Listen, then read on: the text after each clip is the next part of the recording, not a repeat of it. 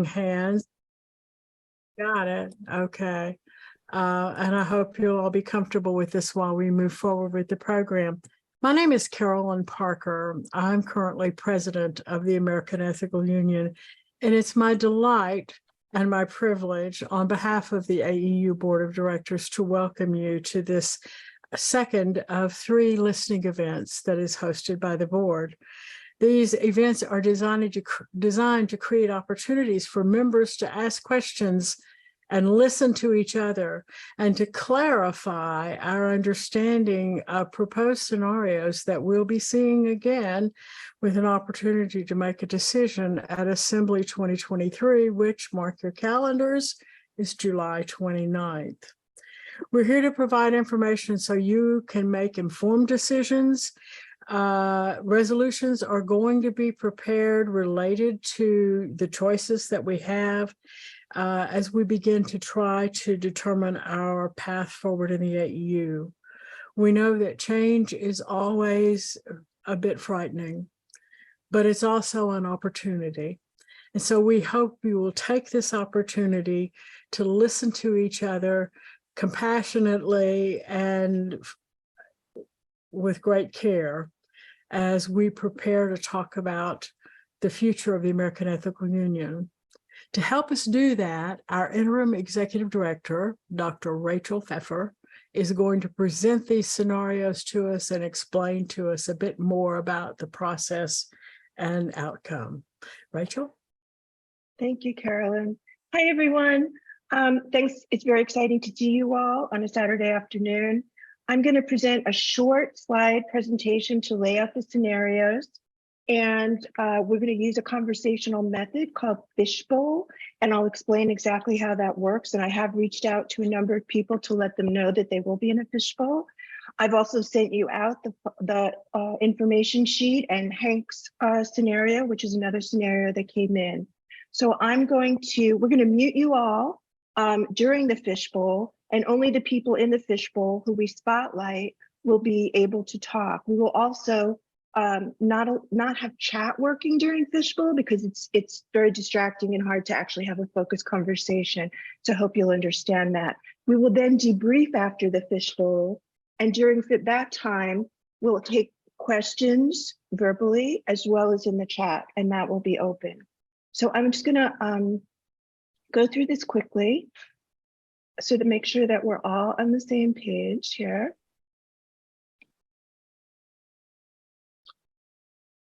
Okay. So today we're going to be talking about 4 different scenarios. There's a 12-month sabbatical, which of course is very busy, not, laying on the beach. There is business as usual, which is maintaining the status quo. There is a 3rd scenario called exploring new formations and or merging, and I'll talk more about that. And then we received a 4th scenario with Hank Gassner, and he was at the meeting on Thursday and participated in a fishbowl as well.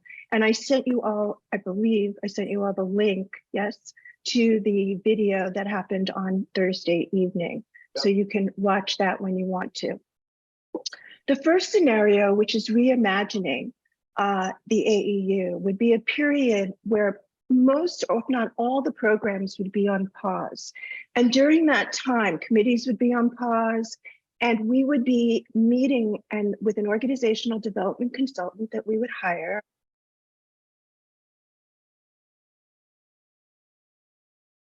Full engagement by all the societies, and we would build solidarity. We would do cultural analysis. We would explore our core values and practices. We would explore accountability practices. We would address harms. We would have deep diagnosing the organizations, but we would be looking in that diagnosis not for the weaknesses, but towards the future. And everyone would be involved. The second scenario is business as usual. Basically, you would decide to hire your next executive director. You would maintain the bylaws that are currently the bylaws of the AEU. You would have the same committees that you currently have, and you would continue with training leaders in the way that you do. You would, everything would be basically the same. The third option, which I'd like to mention, in most organizations that have a declining funding base and a declining membership base, it's the fiduciary responsibility of the governance structure to consider merges. And that's just standard practice for all organizations everywhere. So I'm mentioning that to consider a merge. And I don't know who that would be, but that's something that you could actually explore during sabbatical, or you could or consider a different formation, meaning could some of the work that the AEU do, like leadership training and certification, could that be part of a different organization that has values, that similar values that the AEU could control in terms of this is the tracks we want. It still creates the curriculum that's ethical culture. It still does all that work, but it does it under a different umbrella. So that's something that we talked about at on Thursday night as well. And we had a very nice fishbowl to talk about that, and you can watch that in the video.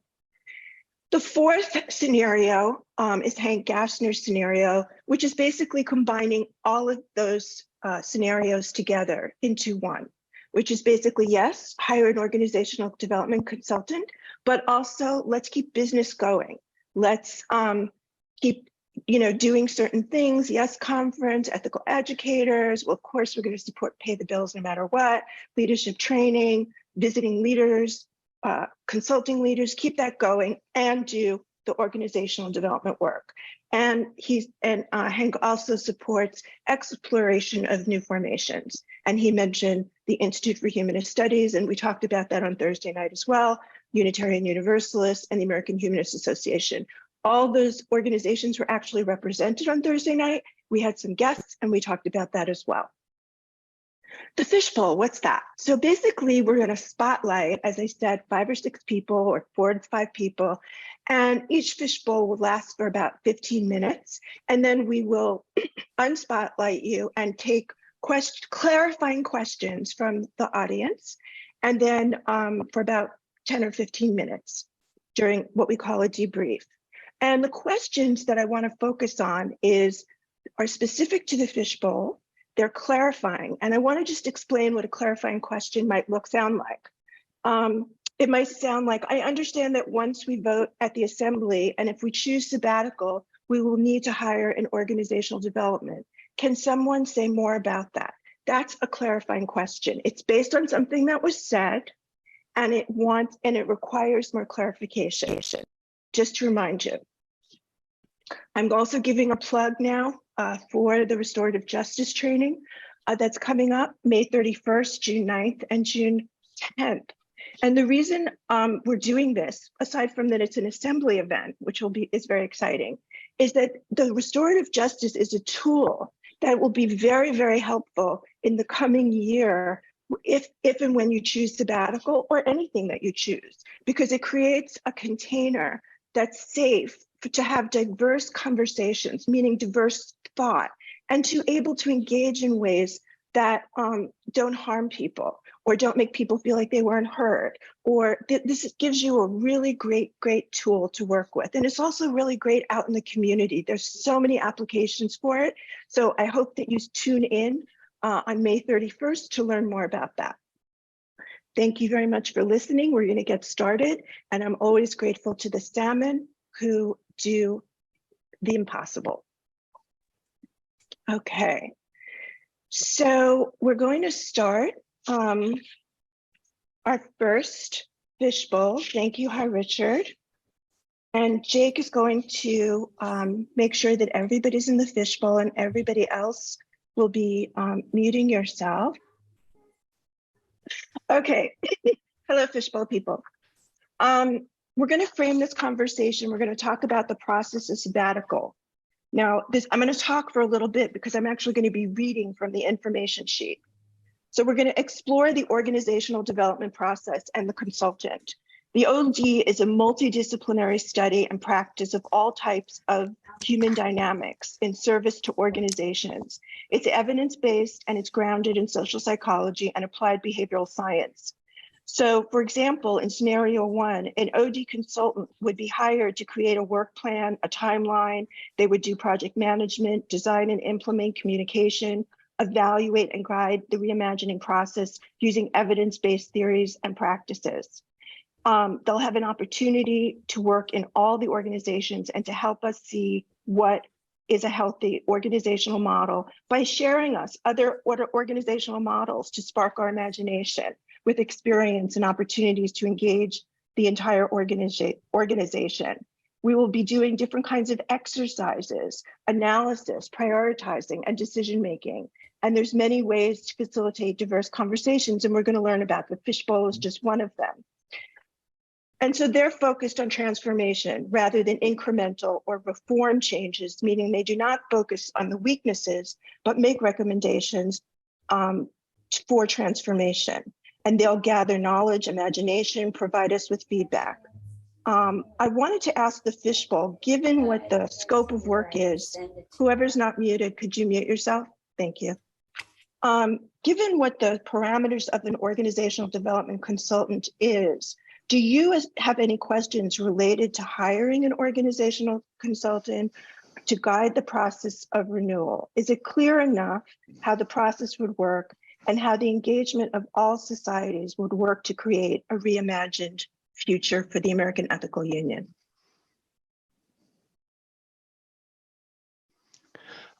I would say it's not really clear to me what the role of an individual society would be during that time. I imagined that our apportionment would still be wanted or desired to help pay for the OD and other things like that.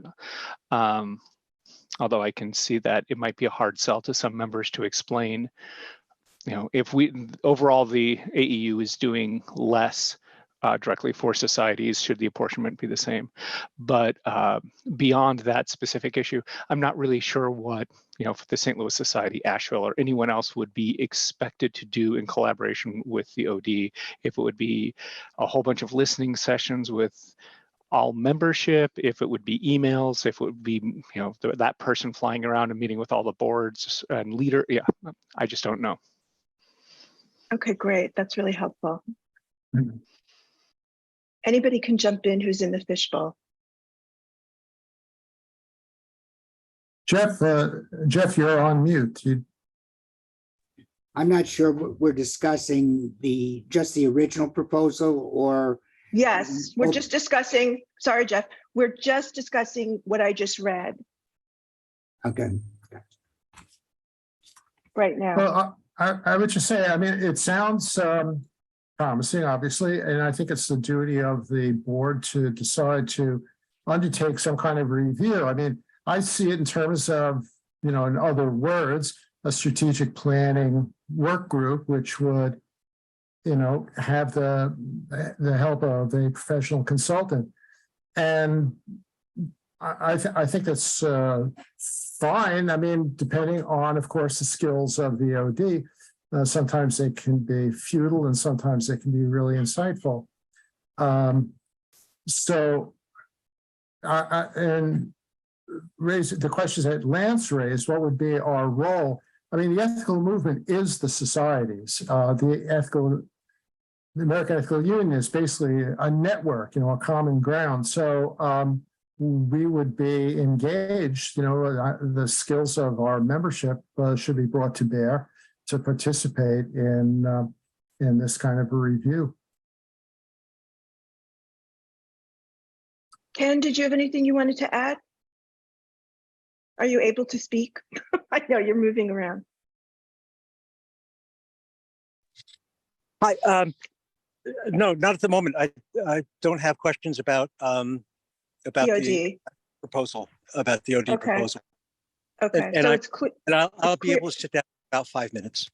Okay, so it's clear to you, and Jeffrey, it's clear. Jeff, it's clear to you what an OD does and what the role would be and how we would go about doing this work. It's clear enough. I really like what Lance said. That's helpful.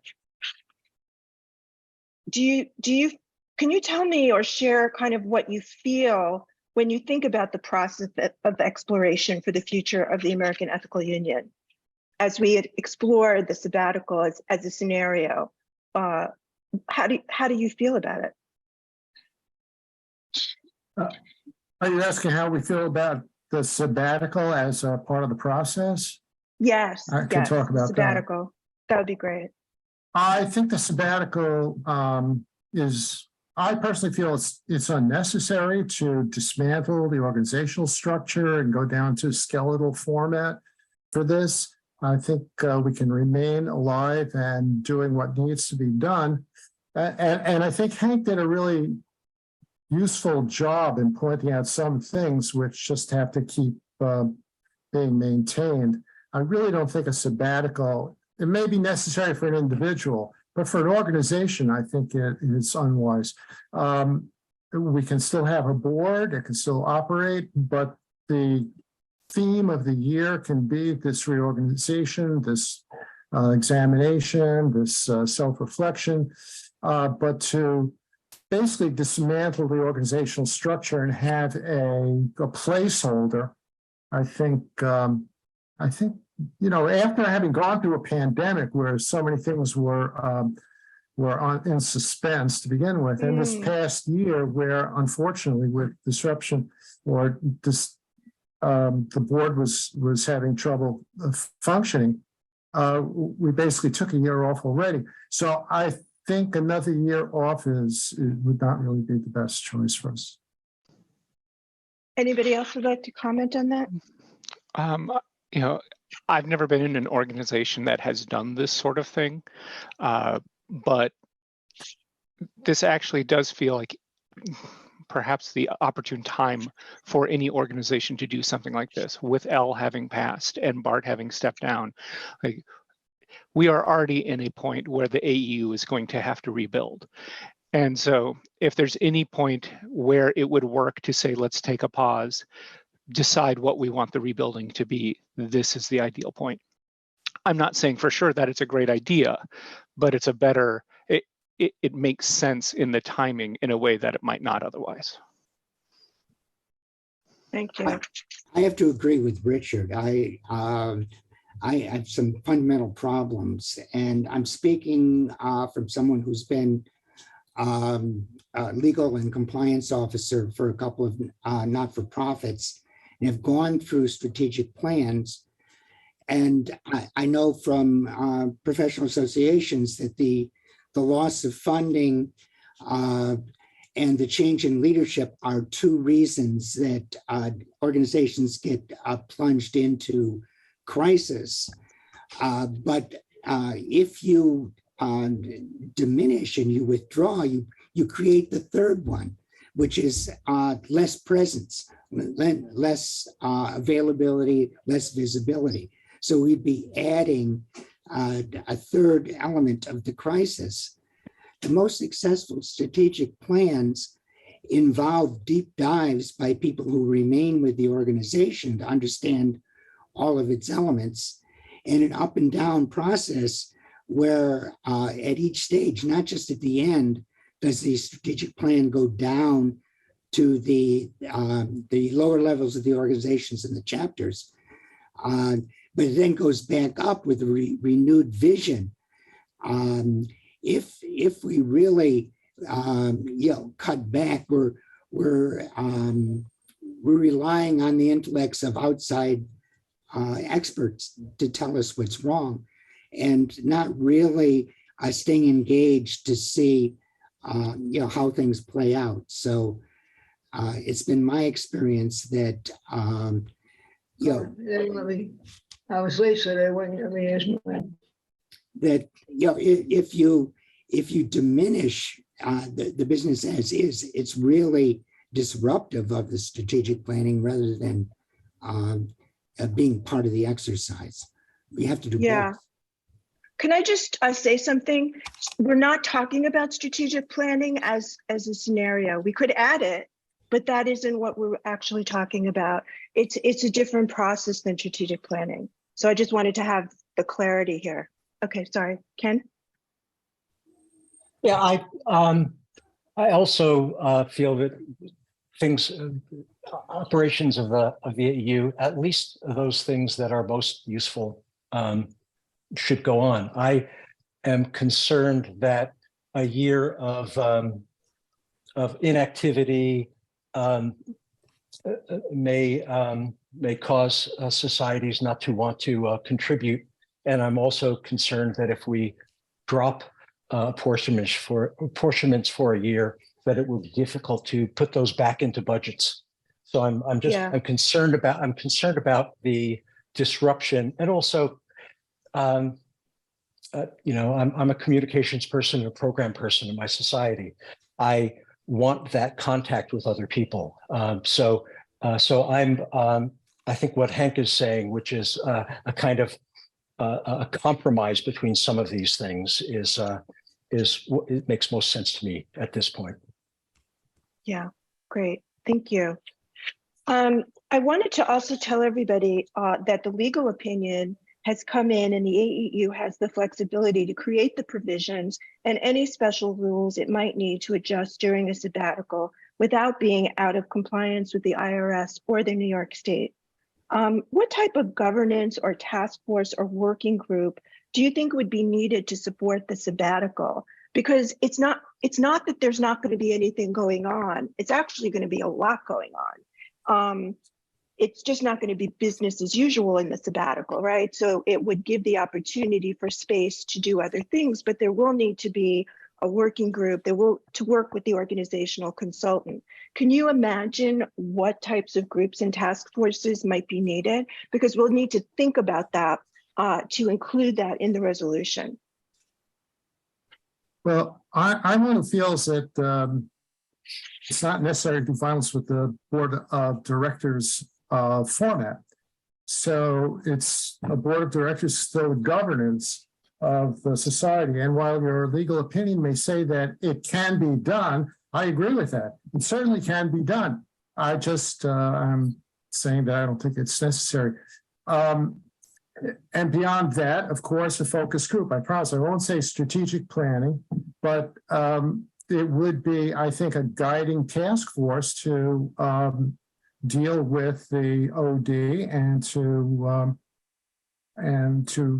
be the OD doesn't know the people, so we need someone to work with him or her to really connect that person to our community. We have a diverse community. I mean, diverse in many ways and geographically for sure. And it's not something where someone could just walk in and you call everyone down to the auditorium. So there'll need to be an active participation. And that's the time when you need your board. Thank you. Go ahead, Ken, you can just jump in. Yeah, this is a clarifying question more than anything else. I guess I am wondering whether in an organization like this, are there typically different working groups that would deal with partnerships, deal with infrastructure and that sort of thing? I'm just wondering how we would proceed in a process like this generally through a year.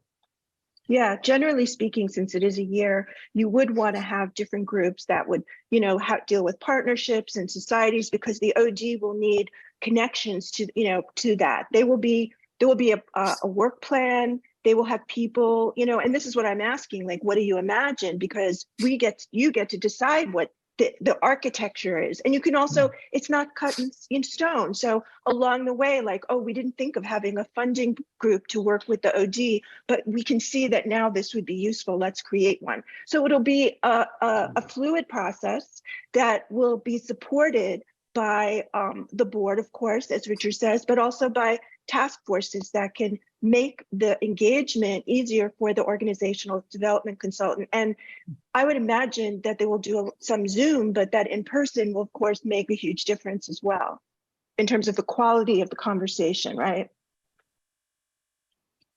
So it's something that we would create with the OD as we went along. Right.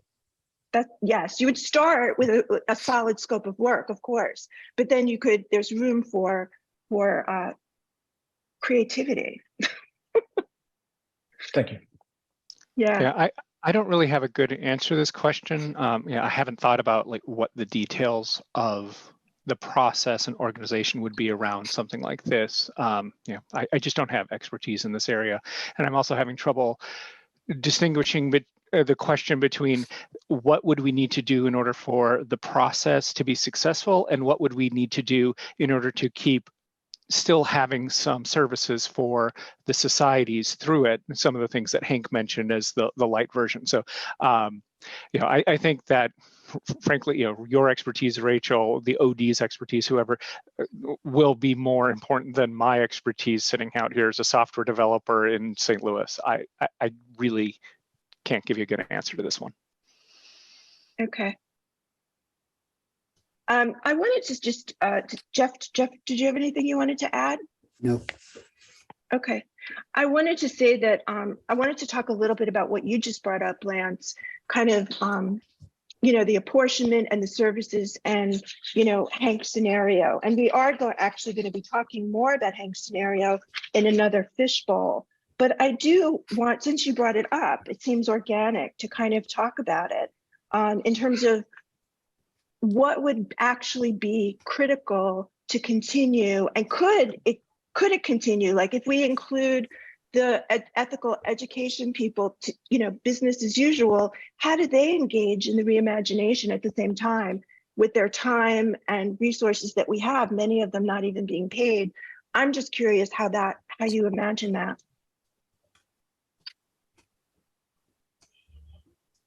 How I would imagine things still going on during a sabbatical to support.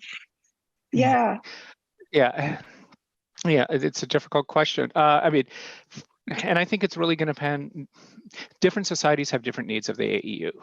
One of the main things that the St. Louis Society needs is support when we are finding a leader, and we are going to be looking for a new leader in the next 2 years.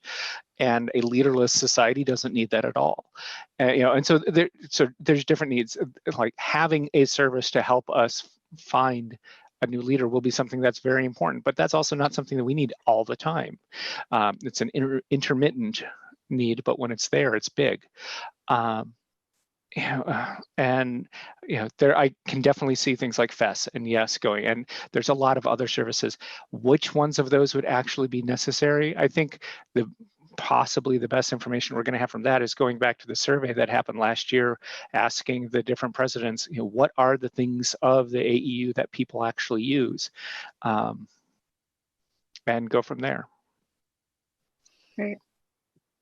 Yeah, I mean, the point I think we're making is that the life does go on. I mean, the societies go on, and the AEU as a network, which is basically its function to network between the societies, is there to participate with us, or as we participate together. So people are engaged with ethical education. They're going to be engaged with ethical education, not asking them too much to have two jobs. It's number one, to continue doing what they're doing, which they won't drop anyway, because that's what they do. They maintain their Sunday school, for example. But to participate in strategic planning is fine. I mean, that's something I'm sure they would want to contribute to. So I don't know that we have to think of how people must be relieved of things they know they have to keep doing in order for this. So I don't know that we need to plan a suspension of all other activities. Thank you. I think people, I also agree that people can handle both. Maybe we have a reduced load of things put on the different national committees, but I don't see that continuing work as being something that would halt a process or really damage it. I'm in support of both the foregoing statements. I think, that you have to remain engaged. Otherwise, you're not examining a fully operational organization. And I would imagine that after the first meetings, there's going to have to be some review and possibly restructuring what's being done. If we can't figure it out by ourselves and we bring somebody else in, there has to be, a conversation, and that conversation again should go down and come back up so that there's Right. complete feedback in the midst of the process. Yeah, that's what the organizational experiences will be with the OD person. They will be working with the societies broadly. Thank you very much, Fishbowl. We really appreciate your comments. We're going to open it up for clarifying questions. You can put your hands up, and we're going to open up the chat if you'd like to. And Anya is going to manage the questions right now, and I'll watch the chat. Thank you so much. Great. Okay. I see, Tom, you had your hand up first. Do you have a question? Yes, I do. Thank you. So I was on the AEU board for the past 6 years. And during that time, the board faced some challenges dealing with an issue with a clergy member and related policies, issue regarding the executive director, situations involving the Chicago Society and the Boston Society. And all of these required board level involvement. And I don't see a task force mechanism as serving as a substitute for that. This sounds like a way of sort of circumventing the board through some sort of task force process. Could you clarify how, for example, would a task force deal with the decision by Boston or Chicago to lead the AEU? Thanks. In next year, I have no idea what's going to happen next year, but let's take those as a couple of case examples. Okay. Well, we don't have a oh yeah, I don't think it's for me to answer. So we'll just put that in the list of things to answer. Yeah. Yeah. Thank Actually, you. it could be for you to answer, Rachel, but yeah, Sure. we'll add it to the I'm list. happy to give you an idea. I mean, again, this is going to be a collaborative process. It's not my process. So in order for there to be clarity, that's what we're trying to get to. Is like, so what I would do with that question is put that in a list of questions that needs to be clarified in order to move forward. Like, that's an important question, if that's okay with you. Can I just say this goes into the list of important questions? You can do that, but I know it's not a question, but I'm supporting the concerns of the 4 speakers in the fishbowl. I thought they did a tremendous job. I have the same concerns about this idea. I don't think we're talking about getting rid of the board. No one said that. Yes, it did. The 3. Okay. Yeah, I thought the idea of 3 people, 3 officers doing everything Well, was just oh, that. I see. That was That's my just interpretation. So please clarify. Okay. So to clarify, that was just a suggestion, but there will be a board. And since the legal reading came in, we can't diminish the number of people. We can diminish the number of people on the board, but the people that have terms, you cannot diminish their terms. So whoever's on the board that has not finished their terms will continue to be on the board. We can't change that, just FYI. Is that helpful? Yeah, it's helpful, but the essence of the strategy sounds like it's mothballing the board and replacing it with these task forces. That's my What reading. What does mothballing mean? Oh, Meaning that the board would be on the side that there's basically the sabbatical. The sabbatical is saying that the board doesn't have a substantive role and that it's replaced with the sabbatical. Well, then I don't think anybody wants that. Can be rewritten. Well, okay. The discussion was they're reducing it to a 3-person board. Okay, can I just say something? We're exploring. There's nothing definitive. And what I wrote in that info sheet, even though I sort of didn't really want to do it because it makes a lot of assumptions that I don't have answers to. So it was really to help us frame conversations. So please don't take that as like, that's an answer. okay, thank you. Okay, Thanks, thank you. Tom. Ellen, did you have a question? Yes, I have lots of questions, but I'm not going to get to ask them all. I too feel very strongly that I go with Hank's scenario rather than the one that was presented. And what my question, I have lots of questions. To begin with, I looked on the AEU website. I can nowhere find how many members we have totally. I can nowhere find who our leaders are and who our certified leaders are and who are uncertified or whatever that are in training.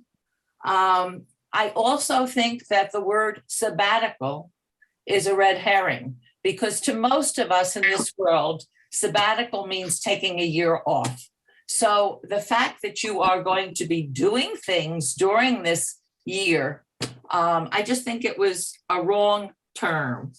I have lots of other questions, mostly to do with trust, mostly to do with some of what was in Rachel's report. So hopefully we will get to that later. Thank you. Okay. Rachel, did you want to respond to any of that, or should we move on? I'm not sure I understood exactly the question in particular. If someone could. Well, I'd like to know right off the bat, how many members do we have?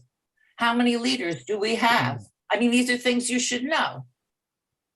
Yes, there are about 1,500 members, and we just updated the list, and I think Jake just put it up. I believe there are about 15 active leaders. Active, and how many inactive? But that doesn't mean that they're not retired. That just means they're, considered themselves active. But that doesn't mean. And what was the second question, Ellen? Well, those were the two. What was the membership, and what was that? And then would you like me to ask you some questions about your report now? Because I would be very happy to. We have a few more people, but try maybe one. Yeah. Maybe one. Okay. I found the very last part, long-term unsolved problems, to be a problem. I don't like things where they are not explained. Unaddressed, broadly defined leader misconduct, including ignoring the need to develop a system for reporting misconduct. I'd like to know, what is this misconduct? Because the innuendo that comes out of it, I heard people saying, oh my God, the leaders are all sexual predators. I mean, what is going on here? Okay. Okay, so I'm happy to respond to you, Ellen. I've had this conversation many times with many people, and I'm happy to respond. I have spoken to, as you saw on my sheet, many people, and there has been misconduct among clergy leaders, and because there was no accountability process built in or reporting process built in, things were sometimes handled, sometimes pushed under the rug, and sometimes people left and you don't know exactly why they left, or there was some excuse made. I'm not saying that there was a lot of sexual abuse, and that's why I didn't use that word at all. I said broadly defined. So it could be there was appropriations of money. There could have been some sexual harassment. There could, there are different things, and I'm obviously not at a place where I can say what those things are. But the more important point is that there's no place for people to report if there is something. So for example, what I'm talking about is like before we started counting, domestic violence or hate crimes, does that mean they didn't exist? What I'm saying is that there's no place for people to say if there are things going on. So that in itself creates an opportunity to put that in place. And I know that the National Leaders Council and I have been in contact and a conversation about that since I got here, and have been talking about that, and they are working on that. So I just think that it led to a lot of people, because I heard them I was on the other Zoom, and I heard particularly one woman who definitely got a different read on it. And I think that's, I'm explaining it to you, that's okay, but I wish you'd responded to her. I think this is so inappropriate. Yeah. I just have to say, I think this is very inappropriate for this meeting. I'm not feeling comfortable at all. I'm not feeling comfortable. We're going to move on. Okay, David, did you have a question? I'm Yeah, done. hi. Thank you. I want to just change the focus of this discussion about the sabbatical to the other half of it, and that is hiring an organizational development consultant. I have to tell you that I find it utterly bizarre that we would hire an interim executive director whose basically first action is to hire somebody else to do the kind of work that I would think an interim ID would do. I'm looking at the job description of the interim executive director, and the first thing it lists is to develop strategy, assist the board to develop and beginning the implementation of strategies leading to the AEU in keeping with newly developed goals of its member societies and organization, and so forth. I find it incomprehensible that you would have a proposal to spend $80,000 to hire somebody else to do that. Now, I agree with the comments, the whole issue of the sabbatical. I won't add to those comments, but I just have to comment that I find this bizarre. And I don't know what other people think. I found it weird. David, yeah, I understand what you're saying. And, you know, I don't know if did you read the information sheet? Yes. Okay. And I read the section about the difference between the OD and the interim executive director, which I found to be incomprehensible. It seems to me that the IED's job is to do what you want to hire the OD to do. And and to be blunt, right? If you can't do it, are you the wrong person? Okay, thanks, David. Kirk, do you have a question? I'm kind of piggybacking on David. And I will say that I have not read anything about the Thursday meeting. But, you know, the impression that I'm getting is that an OD is going to be someone from the outside. And I'm wondering if that is the case, that the OD is someone from the outside, or could it be someone from inside the AEU? This other term, the interim executive director, is that necessarily someone from the outside, you know, or is that potentially someone from inside the AEU also? So those are my questions. Kirk, I think to answer, the interim, that's me, or any other interim could be both from the inside or outside, depending on what the skill set is that you need and what you're looking for. And the same thing for the OD. I mean, you would put out the AEU, the process would be to put out a request for proposal, and then you would get back your applicants. And you certainly could distribute the request for proposal internally to the American, you know, within all the societies to see if there was anybody internal who had the skill set that you needed to implement the scope of work in the request for proposal. So that's either or. Chandra, did you have a question? Thank I did. So I guess I'm curious to hear from people who think that both like business can continue as usual while the AEU takes on a process of discovery. Is, I guess, practically speaking, given that, so we have about 1,500 members, we've seen people leave AEU committees over the last year, people are overcommitted, not as many people are stepping up, right? There's not as many people to do the work that is currently happening. I guess, how do they envision taking on extra work and doing the work that would be required to boost membership in addition to just like continuing on? So just curious if people can like help me think through like how they see that actually happening, given the realities of the current like makeup of the membership and what our current volunteer capacity is, and also like current staffing capacity.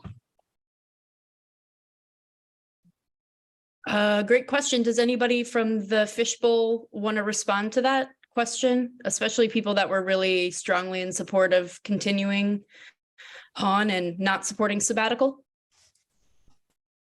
This is Richard. I don't really have an answer, Contra. I think the points you're raising are really key points. And I think that points to the need for a transformational review.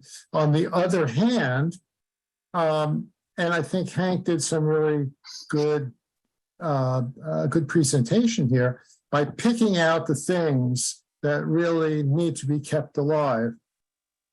It shows us there are things that are at risk and can still be done.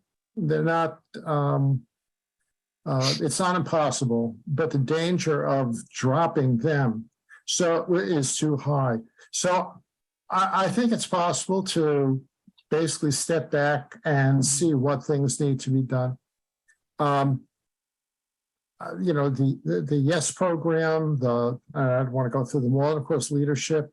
And I just want to report that I hear a lot of people who are very disappointed that, once again, we're not having an assembly because the assembly was just that worth it to have an opportunity for everyone around, so many people who are very active get together. So there are tasks that can be done. I'm confident. So I guess so the assembly is a great point, right? Because we lost a key staff person last year. Yeah, no question. We're losing money. So like in a practical sense, right? People want these things, right? And agree that they are important. I guess my question is how do you get to do those things if we don't have the people and we don't have the money, right? And I know you don't have the answer, right? Because I guess that's why we're here to talk through. But sure. I just want to say that the assembly never cost anything. It always covered itself. So it was money up front, but it did cover itself. But of course, losing Ellis made things really very difficult. No question. Rebecca, did you have a question? Let me think how to frame it as a question. I think because I heard a few things that upset me in terms of how people were speaking about the work of Rachel. When someone comes from the outside and is asked to help us, and they say after a while, you have a problem, they're doing us a favor. I just want to say that a favor is being done at this moment where someone is raising the emergency flag and saying there are some ways you got to approach this. Now, I do believe that the American Ethical Union is on the precipice decline and may not even be worth its weight to continue. I'm a member. I've been a member for 25 years, and I don't see us making our value in the world anymore. But I would love us to. And we have this entity. And we have this common belief about being ethical in a world that we're facing a lot. Need I say, fascism, environmental collapse, economic collapse, racial injustice, and we all get it. And this is our holy calling. And someone who we've invited in to help says, I can't do this alone, folks. This is not the job for an ED. This needs some organizational development. So I want to shout out that organizational development is needed, or merge, or close down, or slowly die. But I'm just saying, honestly, we're not worth our weight anyway, unless we really embrace it. I know I'm in later I'll be in a fishbowl and talk about whatever that is, but I really think we have to allow ourselves to be honest and say in 2023, where do we take this organization? And if we think some of our programming is really all that, then I ask you, how all that? How many people are getting made a difference in any of our programming? So I don't mean to be nasty at all. I mean to be really just lovingly honest and say, we're not all that right now. And we've held this place for a very long time. And how can we do it better and more? And we cannot shoot the messenger. We just cannot. Thanks. Thank you, Rebecca, for that commentary. Jackie, did you have a clarifying question? I do have a clarifying question. I'm not sure I'm going to get an answer from the people in the fishbowl about how both can be done, how we can continue the activities that are absolutely necessary, or that member societies consider absolutely necessary, and do the organizational development activity. Maybe my question is, does the number of people who've shown up for the last session and this one, does that give any information about how we might do both? Are there more people here that are actively involved? Are there people here who are not actively involved with the AEU who might be willing to do more? I think we haven't asked enough people to help. I think we are certainly senior heavy in our membership, and I think there are folks with more hours available than we've asked them to give. I think we have a generous membership, and my guess is we can do all of that, and maybe in doing that, bring voices to the conversation who haven't been there. I will say there was recently a survey in St. Louis, and something like 2/3 of the members who responded, which is obviously not the entire membership, so grains of salt, all that, said that they don't really, I don't remember the exact phrasing, but essentially they don't know or care much about the AEU. Maybe it's because we're geographically separated from everyone else, I don't know, but our membership in general, if we ask them to say, hey, can you step up and do a lot for the AEU, they would respond a lot less than when we say, can you step up and volunteer for the St. Louis Society? And where that disconnect has happened, I don't know, but you're not necessarily going to get a lot of volunteers who care about the national organization that they don't really know about much. I would say that Westchester's also experienced that the newer people we've brought in have no interest in the AEU and question its value. Linda, do you have a question? I'd just like to say something. I've been a member of the Long Island Society since 1982, and the first few years that I was a member, I didn't even know that there was such a thing as the American Ethical Union, to be honest. And then when I found out about the apportionments and everything, things were explained to me. But I'm kind of the opposite of what Rebecca was saying. I believe strongly, very, very, very strongly, that it's the societies that matter, that we are doing the work on the ground of helping people learn to live an ethical life, to make a difference in the world. And making the difference involves getting out into our communities, which is one way that we get to be better known. And depending on each other to, help each of us in our own societies through whatever things life throws at them. And there is no, to me, there is no calling higher than what the ethical societies are doing. Now, of course, they're not perfect. Some societies are more fractious. Some societies, the board members don't always get much done, but we keep on keeping on. And in all the years I've known, there's only one society, two. One society where I'm sorry, Linda, I'm gonna have to cut you off. We need to ask questions. Thank you. My point is, I don't understand why this has turned into such a thing, to be honest. Rachel, did you want to say something about that? I'm sorry. I think that I agree with Linda as well, that the societies, of course, are, the AEU is in service to the society and the societies. And I don't really want to speak much more because we have very little time for everyone to talk. Jeff, did you have a question? Yeah, I just had a question as to how the proposed process differs from a strategic planning process. I was told that it was not the same, but I would like greater explanation of that. Yeah, with a strategic planning process, you usually have enough architecture in an organization to meet with a consultant who does the work, and then you kind of put the furniture on each floor, and you have the actual capacity to fulfill a strategic plan. Otherwise, you don't start one.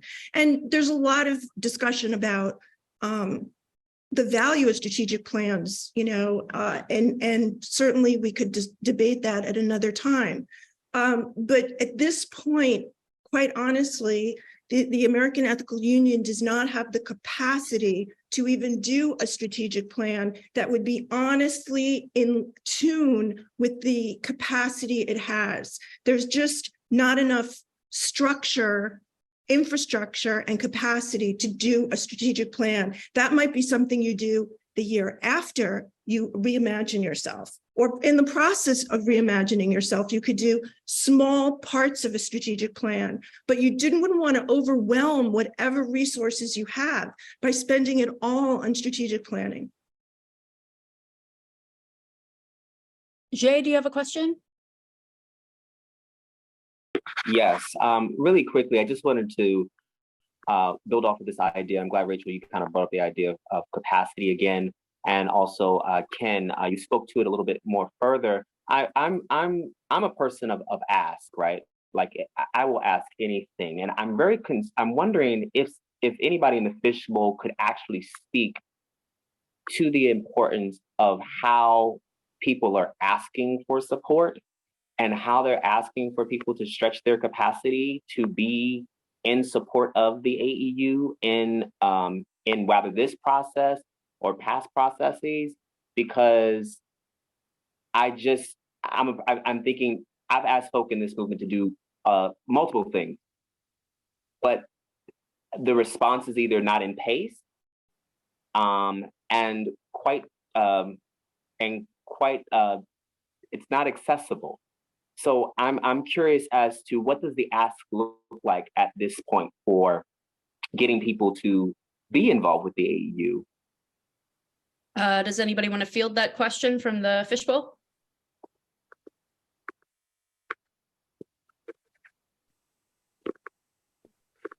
I'm not, this is Richard here. I'm not really sure the question, how are we energizing people to step up and volunteer for the AEU? Was that what you were asking, Jay?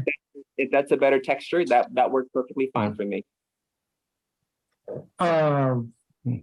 Well, I've been a booster for the AEU for a long time, and we have people who are on the communications committee from the New York Society. We have the treasurer who's from the New York Society. We had people involved with the Ethical Action Committee, but I think they cycled off to do some other tasks. So there are, people we do. It's tough. Getting people to volunteer for our own society is always encouragement. Getting people to volunteer is an expertise. It's tough, but this has been the way it's been forever. It's not like it's really different. I never know a time when it was easy.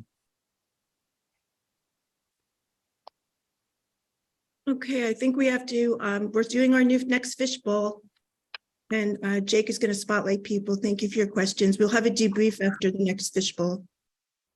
All right, I'm just going to have a few rules, which I meant to say before, are just guiding principles for our fishbowl. Just know that this is a non-judgmental space and you're free to speak here. Also, to be mindful of how much time you're talking, and if you've spoken, to let someone else speak, to just step back. Please don't interrupt each other, although I might interrupt you if the conversation goes off track, and I apologize beforehand about that. And to just be curious and ask each other clarifying questions if you don't understand something. So I'm going to read, this is from Hank Gassner's proposal, and the focus of this fishbowl will be Hank Gassner's proposal. Okay, ready? Okay, thank you, Denise, for being in this, and everybody. So I'm going to quote, "I suggest a partial sabbatical, allowing time to prioritize work. I'm considering reorganization while continuing work on activities or ones where we have a moral obligation to continue or work, we have started to support groups. Such continued partial operations would also permit the organizational development consultant to observe the strengths and weaknesses of our current organization. Tentative list of programs, answering mail, paying bills, keeping track of finances, sending apportionment bills, and collecting data for next year's apportionment. The YES conference, support to directors of ethical education. Much of this will need to be rebuilt because we've lost a lot during COVID, and we can rebuild that during the sabbatical. Setting up discussions with the President's Council for exchanging ideas. Assisting small leaderless groups that include continuing consulting leader program, the visiting leader program, and advice and assistance to recently formed groups. And limited leadership training. We should not be recruiting new leaders, but of course we need to continue with the leaders that we currently have. And right now we have one leader in training. And so I just wanted to give you that content, that piece of information. And so the question I have for you is, do you think this is doable given the current AEU capacity and the expansive nature of renewal? I'll start if nobody else minds. So I've been sitting on the AEU board for almost a year now. And I'll just say no, I don't think that this proposal is doable. I think it is kind of out of touch with our capacity as an organization. Richard Coral made some comments in the last fishbowl about us basically taking the last year off, which honestly, I think that's pretty hurtful and disrespectful of the time and energy that we've put in as a board. I've spent probably 20 hours a week, every single week on this. It's a part-time job and it should not be. And I think it is really a large chasm between what many of our older members here seem to understand as our capacity and what our actual capacity is. And I want to remind people that when you're asking us to execute on these things, you're asking young people, not older people. You guys aren't going to be around forever. You're asking us to carry the torch. You're asking us to extend our capacity. And if we are telling you that we do not have the capacity, then we need to take a step back. We need to take a step back. We need to assess. We need to put together a new plan so that we can renew and grow together. We do not need to continue on as business as usual. I'm telling you right now, we are not capable. We have to take a step back. I hope that's clear. I'll let someone else speak. So I'd like to speak. So I'm a long-term member of Ethical Culture, going back 34 years, first in Northern Westchester and now in Silicon Valley. So I've seen a lot across the years. And I will say, I also want to say in terms of my work experience and working for sometimes large organizations where we've done cultural transformation with organizational development specialists, we continue to do the work because I do think it's vital, as Hank's also referred to see what is actually happening and be able to be not theoretical, but what is actually happening in the organization. And quite honestly, if we kind of go back to the idea of what is the crisis that we are trying to address, it feels to me more that it's a crisis. Well, and I want to back up and say, okay, we've had years, decades of declining membership or aging members, struggling with volunteers. It's kind of, that is a bit of business as usual. That is a case of what we are, and other organizations that are also dealing with either religious or secular decline. We're not different in that way. And so for me, what I'm seeing is a crisis of trust, of communication, of what feels like we're not doing what we preach within ethical culture, which is engaging in relationship building, in ethical relationships. And I want to, you know, I hear what you're saying, Anya, and I think that young is great. I joined the organization when I was young and I had 3 kids and we put them through ethical education. It means a lot to me of what support I've gotten as a person. And so I have attempted to also give back. And I think that that's part of what this is. It's reciprocity. And I think that sometimes an organization is not good about, and I think the AEU in some ways has not asked for the help perhaps that it needs from the general population for who is standing with us. So I'll leave it at that and I'll add some more comments later. So will I jump in here? So I just want to share my second job when in 1973, when I arrived with my young British accent, was at the New York Society for Ethical Culture. I was the secretary to Terry Thal and to Yvonne Sterling, who was the membership secretary. I was on the floor with Jim Brown, Algernon Black. I was there for the last speech that Jerome Nathanson gave. So to say that I feel deeply about the ethical culture and the building and ethical culture is just to put that out right away. I've been a member of the Brooklyn Society for 20 years, and I went through somewhat of the transformation or the issues that Brooklyn Ethical went through 20 years ago. And, you know, it does have a lot to do with trust, and it has a lot to do with who will do the work and who doesn't do the work, who does the work because they want to be queen bees or king bees or whatever, you know, also, you know, we do all of this for many different reasons. And some of it is for money, of course, and some of it is for the love of it, and some of it is for, you know, for other not so maybe, who we say, great ego reasons, but whatever it is, encouraging us all to come in and to play and to really build. And it is about the local organizations, really, really important to make sure that we're putting our wheel, you know, in the local organizations, really critical.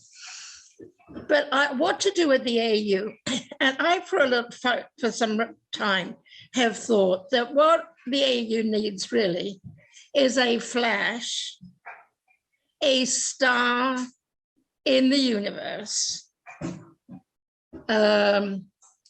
director.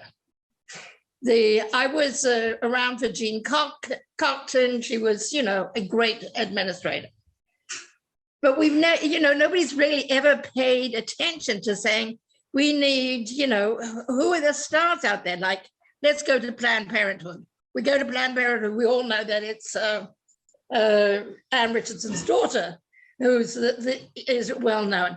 So if we could just find a star who happens to love ethical culture and put them in so that they can be on call for MSNBC. They can be out there doing this, that, and the other thing, that they are a nice public face for the American Ethical Union, that they are a great face for us. Because if we had a national face for the American Ethical Union, it would drop down to the locals. Okay, thank you. That's too much. Thank you. No, it's great. No, it's like another scenario. Or are you saying basically do business as usual, but find a star? Exactly, something on that. But we don't have to kill ourselves, but we do want to, I do think we would want to put some space into finding ourselves a star. Okay, cool. Denise, did you have anything you want to say? I'm not really sure what question I'm answering anymore. I guess I would just say, as somebody that relatively new to ethical culture. I joined WES about 3 years ago, and it took me a little while to sort of find my place there.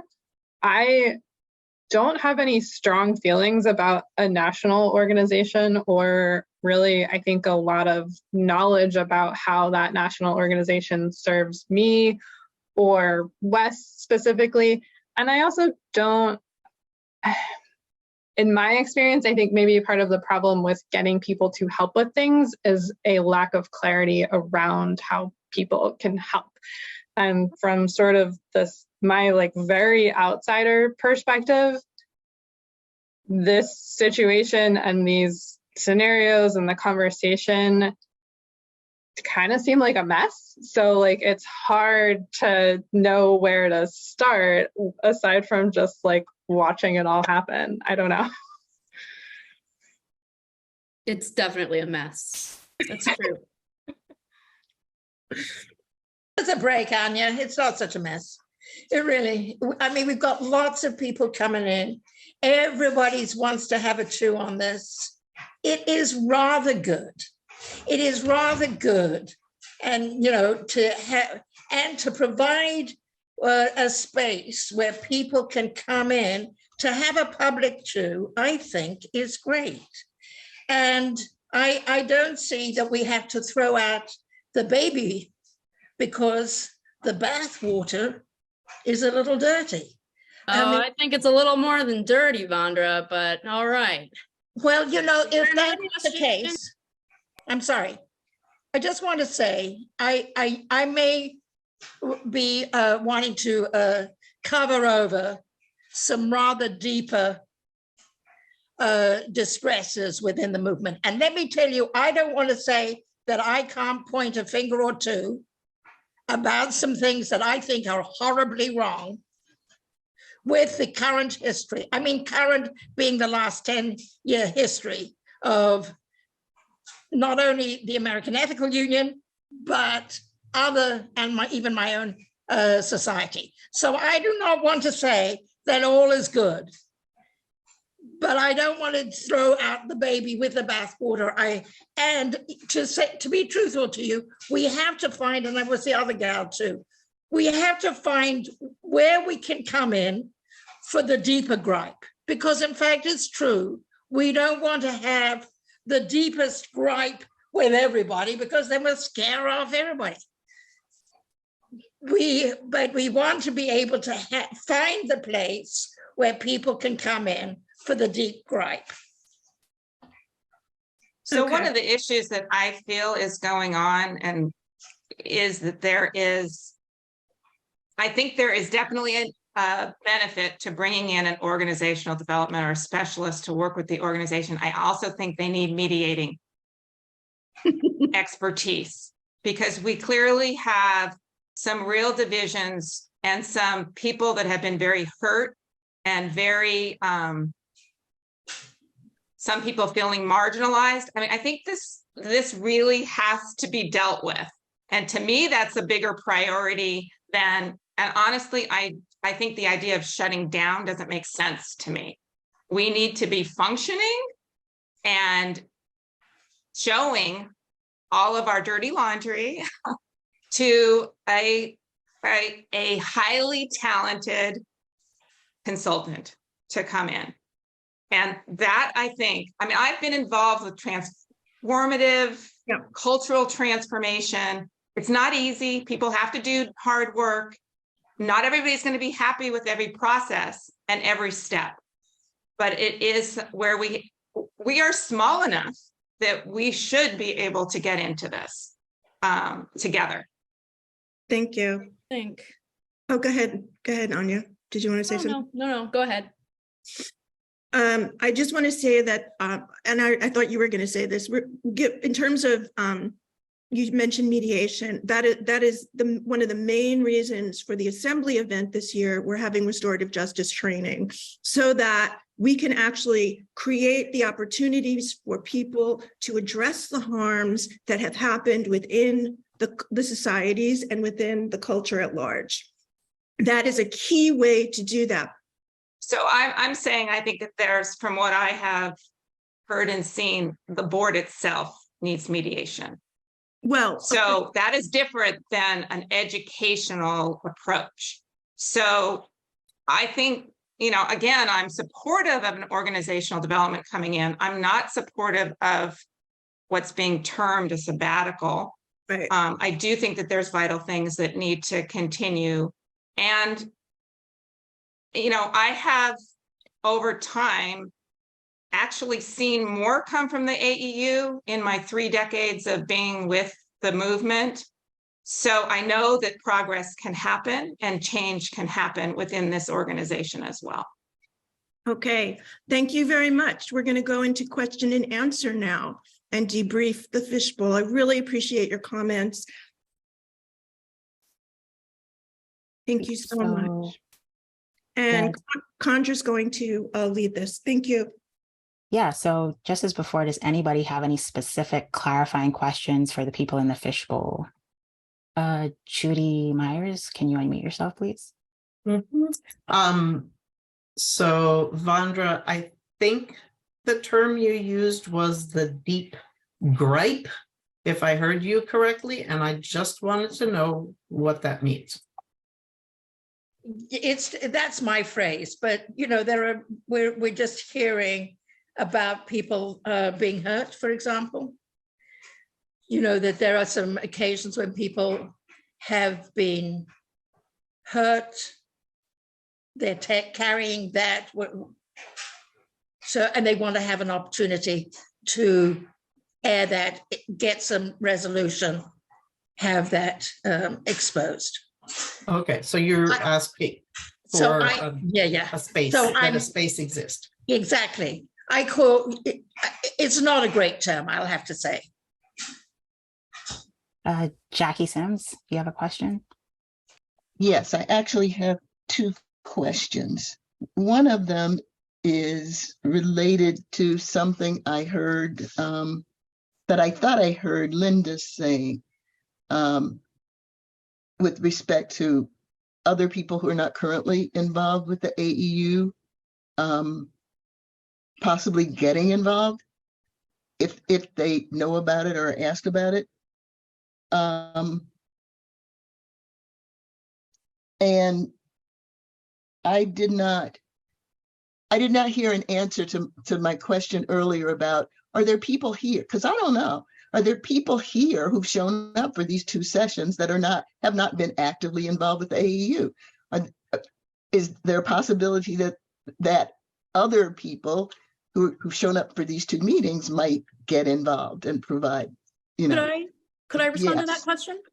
You know what? I think it's entirely possible, Jackie, that there are people, you know, either in this session or the session before that would be willing to get involved. And boy, I'd sure be happy to speak to them if that's the case. I will say, however, that with the level of toxicity that has been occurring within this board, I would be very careful before I got them involved and would make sure that they understand what they are getting themselves into before exposing them to this, because people tried to warn me and I didn't understand, and it's a toxic situation. So it's not a small ask. It's a very big ask. I mean, I will be going to therapy to undo trauma that I've experienced in this past year from this board. So it's a very large ask. And that's what we're talking about here is we are in crisis because our board members need therapy from what we've had to deal with in the past year. So it's not just a normal like volunteer show up, it's fine. It's volunteer show up and prepare for maybe some emotional trauma that you have to unpack with a therapist. So that's my 2 cents. Thank you. Thank you. My second question is, can any of you, I've heard some objection from people who've asked questions to the use of the term sabbatical. I'd like actually for each of you to maybe suggest a term that might be more acceptable to us and comfortable to people who've been objecting to the idea of doing nothing. but organizational development, only doing organizational development and doing nothing else. Which is not a lot, nothing, right? Right. It's not nothing. Yeah. No, it's not. Yeah. But a different term. Is there, can you think of a term that might be more comfortable than sabbatical? Because sabbatical sounds to me like you're not doing anything either. You're going off and doing something else, and the AEU is doing nothing. And so the idea of identifying what those essential needs of societies from the AEU sounds like a good idea to me. Linda is unmuted. I think she has an answer for you. Well, I was going to throw a few terms around. I mean, I like the idea of thinking about it as focused attention. And I mean, another one that kind of resonates for me is, I think we want to be a learning organization where we're looking to improve, right? We're working to enhance what we're doing. So, I mean, I kind of agree that the idea of sabbatical is a misnomer. I don't think that's what's intended. So those are a couple of words that I would just throw out. All right, Rich Wash, can you unmute yourself, please? Thank you. I'm having come from an organization that had to reinvent itself, and because the world of technology changed and we had to figure out where we were going to play, in what role, etc. The AEU, I don't understand how organizational development differs from strategic planning, in that our organization really needs to look at the challenges that we have, the growth issues that we've had, the shrinkage that we've had for years. I mean, I fully recognize all of the things that are the ills. What I don't know is how we cure those ills. So could somebody comment about the difference between organizational development and strategic planning? Is one within the other, or one Yes. broader than the other? Yes, Rich, you can do strategic planning within a year of organizational development once you have an idea of where you're going, what your future looks like after you've reimagined and had creativity and done all that work, and you have capacity to like, what would you strategically plan? You'd have to plan for the appropriate staff, what size you would be, what kind of budget. We need to do all that, but only in the context of reimagining the direction and what the future focus would look like. So I hope that explains it. Well, I would think that what you're saying, the sizing, the staff, the budget, etc., is all secondary. The first question is, what do we want to be? Where do we, what do we want to look like? Right. That's what I'm saying. The organizational development process will get you to. And then perhaps if you get through it sooner than a year, you can do some strategic planning, but it's going to be quite a lot of work to get to that agreement, the collective idea of what you want to be and what your future looks like. Then strategic planning is organizational, because you can't plan the details of how you get there. First off, you need to know where you want to go, and then you figure out how you get there. So if we are talking about organizational development is reimagining or imagining what we want to look, what we want to be, I'm all for it. But that to me is strategic planning. Terminology. Do you have a comment? Well, terminology is important, because when people are voting and they're signing up to do something or to support something, I think it's important to know what you're signing up to do. Too many times when two people agree, and then when they get down to the details, they find out they're not in agreement at all. Thank you. Okay. Jay? Yeah, I'm thinking about I really appreciate Jackie's question around other terminologies to use. I think we've heard a lot of various terminologies. I think there's in the chat there, we also have someone who speaks very clearly about the academic term regarding sabbaticals. And I just want to uplift that again, because sabbatical is not somewhere where we just go and rest ourselves, especially for those who are in the academy. When we take a sabbatical, we don't just go disappear. We still have PhD candidates and terminal degree candidates to still look after, as well as we have to get reacquainted with ourselves and our methods, in the ways that we do research. I'll say, like I said a few times before, I think this is a good time, and maybe this will kind of resonate with Rich a bit, is that, we do need to do some research before we even get to the research. So there's no way to do a strategic plan, because you can't write nothing down until you know who you are, right? So the research has to happen so as to do some research. And then we do further work, which is called the we search. And then we start collecting folk along the way who want to walk with us. But if I don't know who I am and I don't know who you are, we can't do this work. So I think sabbatical is a perfect term, if I may speak from the academy perspective. And I don't even like to pump degrees. I'm all about character before credential.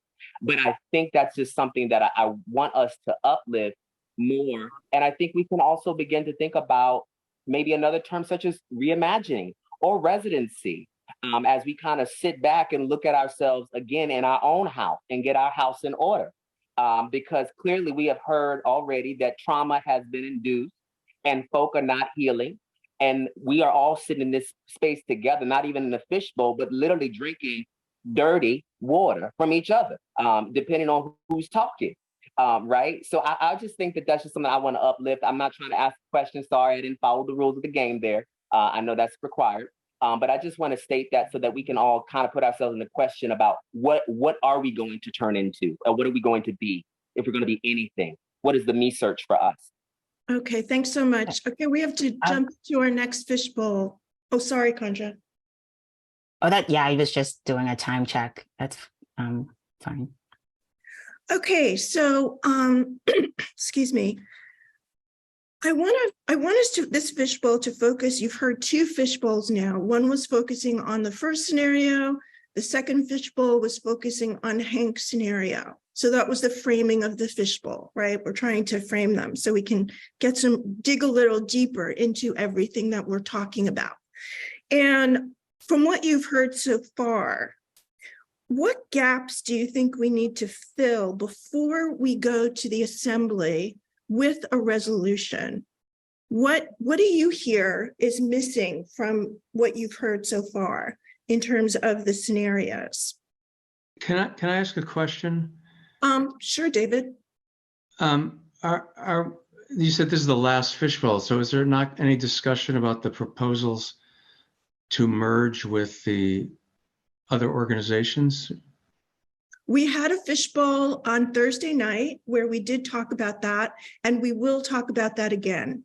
But that was and I sent around the video so everybody could watch that.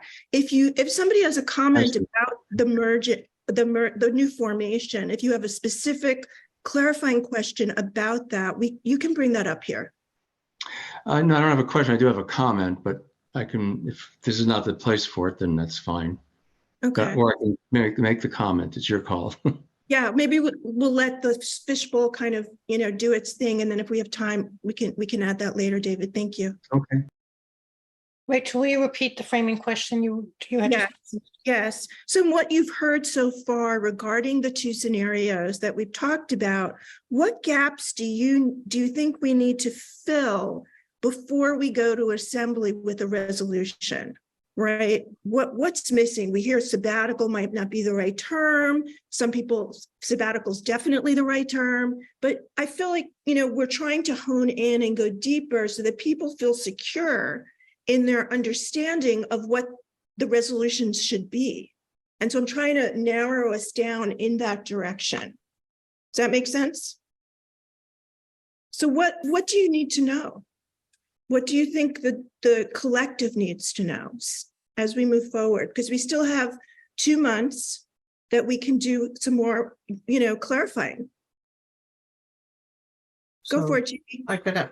To me, the things that are not clear to me are what things do we feel absolutely must be sustained, or in other words, part of what Hank said, those things without which we would not be who we think we are.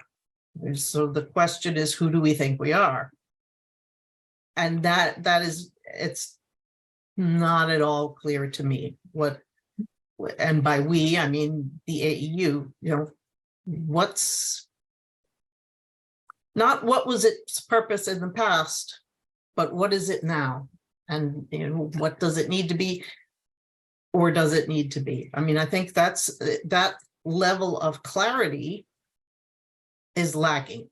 I don't pretend to know how to get there, but and I love Jay's term about me search. That really, I think, establish. I think clarity is what is missing. Go ahead, Trish. Put your hand up, and I'll go next. So I don't really understand exactly, say we do take the sabbatical, how are the members of the different societies going to be involved in this planning process? I have a little bit of a problem. Once you don't know, of you that don't know, I was a member of the Austin Society for years, and then I moved to Louisiana to take care of my mom, and then COVID happened, so they started having Zoom meetings, and now I can be back with the group, but I'm really isolated. So having this contact on a weekly basis with people of like mind is very important to me. So how would I be involved in this planning process that you're talking about? Appreciate that.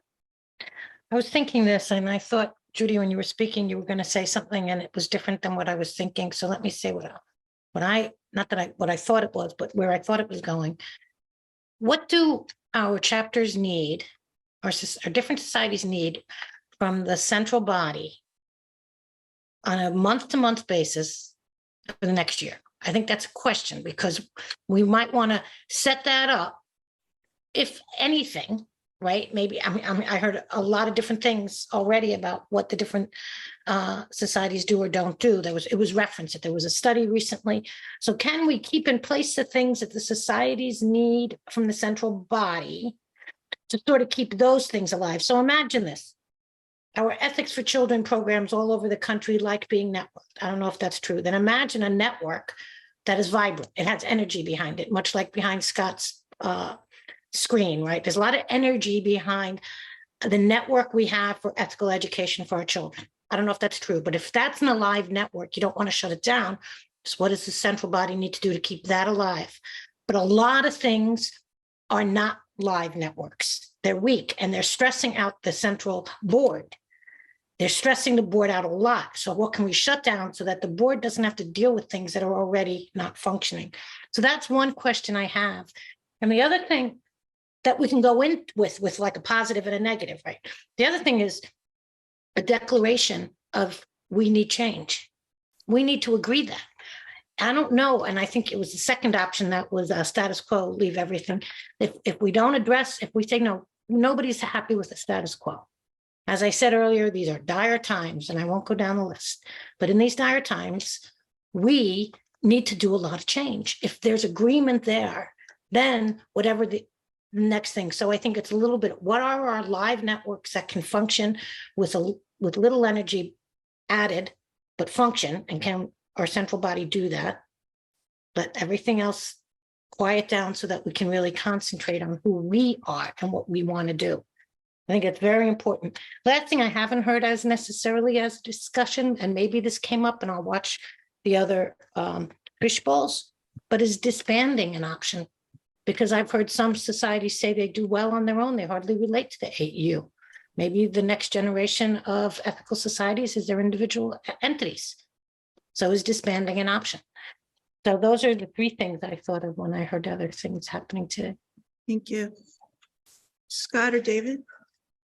I would largely echo a lot of what Rebecca just said. I was going to expand it a little bit, which you hit on at the end, which was just thinking about not only what do the individual chapters need, but what do we want? What is our vision for what could be provided from a healthy, robust national organization, and what could that look like? And then striving towards that. And as I'm kind of understanding it, that kind of is the role of what the organizational development person would be to do, is to determine not only what are our needs, but where can we go in the future that is not necessarily where we've been in the past. So regarding what's missing to make an informed decision here, I'm looking at this info sheet here, but it seems like there's still some lack of clarity or lack of consensus on what does sabbatical mean and what would the organizational development person specifically be doing, and how much that would cost. So like, what value are we getting for what cost are we putting in very specifically? And I would just say, I don't think we should try not to linger on the label of sabbatical, but let's just get on the same page of what it means and what the content is behind it, which I think has been fairly well explained at this point. And then just from the beginning, I would also echo that I don't have a really clear idea of what the third option would be with the options to merge, but I'll admit I haven't looked back at the other town hall yet or read a lot about that. But for me, that's another question mark. Great, thank you. I'd like to follow on something Rebecca said, the last comment about the issue of whether the AEU should disband. So, I've been a member of the Bergen Society for more than 20 years, and I've been very involved for more than half of that. And I've seen very little come from the AEU that helped us. There was a period when they had a very strong ethical education director. My wife was more involved in that than I. But honestly, I'd be hard pressed to say what the AEU has done at the local level. And I think if you asked most members of our society, they would be hard pressed to say what the AEU has done for them. I know when we recently went through a leader search, and my impression was that we did not get much help from the AEU. We've been really struggling with ways to expand our outreach on the web and social media. There was some nice seminar that was done. Louise Jett did some nice, good talk on that. But on the whole, I thought that we did not get a lot of support that there just was no support from the AEU. They were just out of the picture in terms of giving us advice.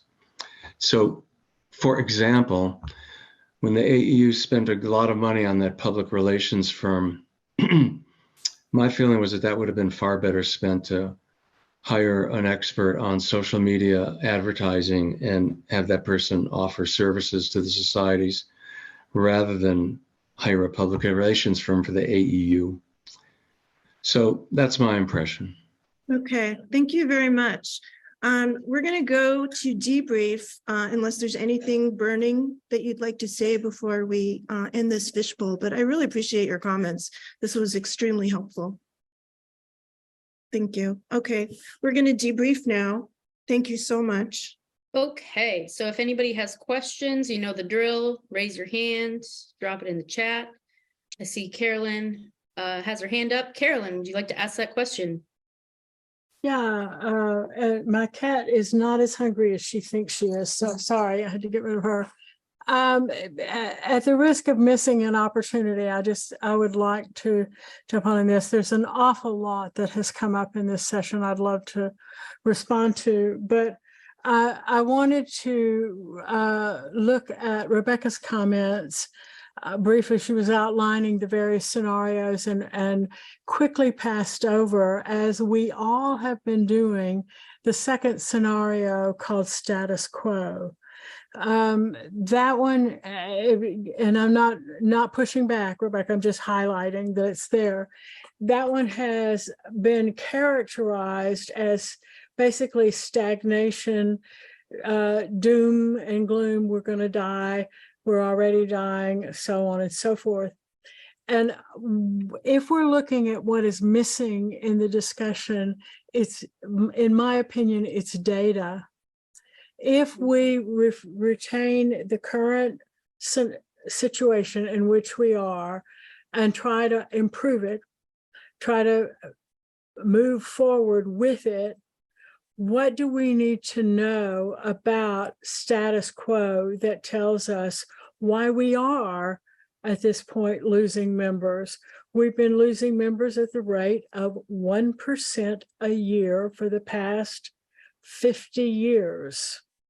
Something has happened in our context over the past 50 years that suggests that there's a trend in loss of members. Is there something related to religion? Is there something related to demographics? What is going on that suggests, that says whether or not we fit into that pattern? The same thing goes on with money and what has happened in the last 3 years versus the last 50 years. What are the changes that are going on? Not to say that any of these are primary factors or sole factors to be considered, but I'm not seeing the data that tells us why we're stagnating and we're looking to see how we might grow. Maybe we need to wait and hand it off to an organizational development director, or maybe we have to consider how much that's going to cost and decide how much can we do ourselves in terms of research and understanding the context in which we find ourselves. I'm not advocating for that as much as just wanting to put it forward as one of the scenarios which we've not fully explored beyond saying, oh no, this is a bad thing. I'm just going to step in here just for a second. I believe I've made many presentations with data about why the AEU has declined over time. Certainly there's an external context of people leaving religion, but certainly that's not only the context. I can send those slides and data to everyone if you would like. So the data is there. Thank you. Condra, did you have a question? I was actually curious about hearing from somebody who has, I guess, received more services from the AEU. Because I think like I think it was David. I don't know that the BES has really tapped into AEU resources as much. So getting a sense of what it is people think or what the AEU does for some societies. Does anybody in the fishbowl want to address that question? I think that's a good question to ask. Is there anyone on the call who can tell us what the AEU has done for their local society? I can say what it's done for me personally. I know that going to lay leadership summer school and the assemblies have greatly been good for me as far as me personally, and those experiences were very worthwhile to me. So without the AEU, those wouldn't have been there. I'd like to say something on that. I think a lot of what the AEU does is largely invisible to individual members. Only those who are really tuned into the administration of their societies really see it. I remember another leader once quipping that it's common to hear somebody say they've just gone to the assembly, and just went to a membership committee, membership training program or workshop, and been on a call. And then after that, they hang up and they say, well, what does the AEU do for me? It's just remarkable that people don't credit this underlying very kind of invisible network. The AEU is merely a network among the societies. It's not a thing really in itself. But in so doing, it had some wonderful programs from time to time. Lay Leadership Summer School was a wonderful program. It had a lifetime and ended. There's leadership training, of course, for those societies that have leaders or consulting leaders or visiting leaders. And membership committee often has training. So it is a framework for doing stuff like that. Without it, it just makes it all the more difficult. John, did you have a question? I posed a question in the chat. Carolyn offered an answer, but I think she and I feel differently about it. And I was hoping we could hear from folks who have been in the various fishbowls about who have suggested continuing operations like Hank suggests while trying to pursue some major transformation, how to get around the problem of when your car itself has got a flat tire and maybe there's a little smoke coming out the back. How do you keep it moving when you really need to look at the foundational aspects of the organization? Does anybody in the fishbowl want to address John's question? Earlier fishbowl, I would just say that, respond with a question, who's in charge? I would say assess what's really necessary. When I read Hank's memo, it's like, well, yeah, of course someone's got to pay the bills and, keep a few things floating. What are the things we really have to keep floating? And just be real, like how many people benefit from those things? How many societies use that or, participate in that project? And just tap it down to a very, very low heat. Thank you. Bob, do you have a question? Yes, I have a question and a comment. The question I've come out of this presentation or meeting with is, I get the feeling that Anya, you said the board is toxic, and I'm wondering how. My question is how, if that's an underlying situation, and the other members of the board feel that like you do, how does that board work to bring about this fundamental change? And I mean, as a participant here, I'm not on the inside to know where this toxicity is coming from. I've read some of the things that you've published, and I don't need to know that, but I don't see how a dysfunctional board or a board with fundamental problems is going to bring about transformation, working with director, working with somebody from the outside. So that's the question. I would like to make the comment that I would, if we had a functional group to bring this about, to explore affiliation with the Unitarian Universalist Association. And I would like to do it as a group, not piecemeal, not have Wes join and then Ethical Society of St. Louis. I'm talking about as an entirety. We would agree at the national level to move over and use that merger as a group to come to an understanding with this other much larger organization that we want to preserve some independence and identity and affiliate with their humanist portion of that group. So that was probably in that video that I didn't watch, but I just wanted to say that I think we should look at that.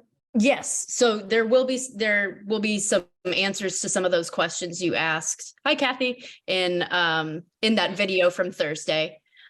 I can just say that first question you asked about the capability of transformation given this toxicity is a really important question that everybody should consider, especially as we come up on board elections and we're making some very important decisions. People should be very aware and try to gather as much information as they possibly can about the candidates that will be running.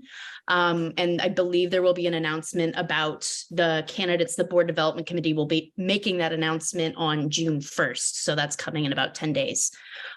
Linda, did you have a question? Oh, sorry, Bob, did you have one more thing you wanted to say? Just let me know who the toxic people are so that I don't vote. Thank you. Linda, did you have a question? Oh, sorry, Rachel. Sorry, I just wanted to give everyone a time check. We only have about 4 more minutes, so this will be the last comment, and then we want to close out. So thank you so much, everybody. Linda, go ahead. It's more of a comment, I guess. I mean, I feel like we haven't, although we have a laundry list of problems that have been put forward, I don't think we have agreement on what our problem or crisis or issue is. And until we do that, we're going to be shooting at, many different balloons or whatever. So again, I think we have some real internal issues that need to be worked out. And I don't think that dismantling or undoing our current structure is the way to do it. I think we need to address it head on. And I guess that is my major sort of concern, that we're just going to be kind of shooting around until we can have some really honest conversations. Thank you, Linda. I just want to say again that I have been looking and asking and documenting data so that the decisions you make can be as well informed as possible. And I don't know if you've not received any of that, I am happy and will send to everybody all the data that points to the crisis and what backs it up. So I just wanted to say that, and thank you. Anthony, are you able to close us out? Sure. As we close this virtual space, let us be aware of the many emotions that we feel as individuals, as societies, as spaces for ethical living. And we continue to do introspection critically about where our values lie, what we're able to see, and that which we do not yet know, and hold to the hope that we are each other's keepers, and that together we can co-design a future where we are all free.